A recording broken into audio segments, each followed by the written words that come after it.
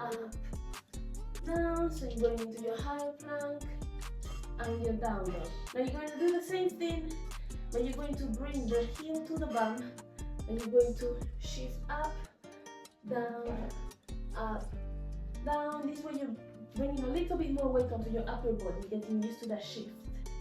As you do this, make sure you don't sink into your shoulders, you keep on pushing the floor away.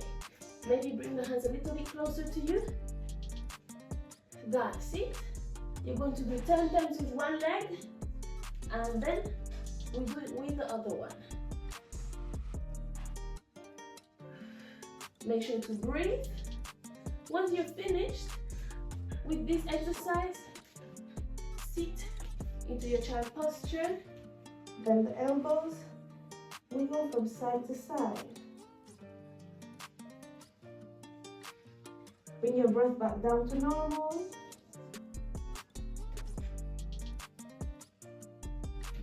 And slowly come back up. This time we're going to add a hop to it.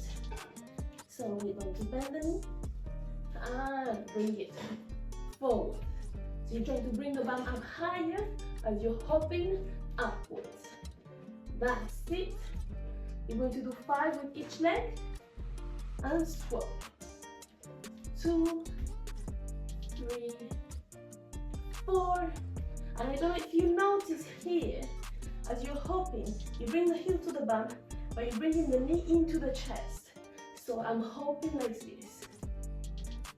As you do 5 with each leg, the next 5, we're going to attempt to bring both knees into the chest as we keep the bum, the heels close to the bum. So what does that look like? Like this. We do 5 of those. Happy handstand training.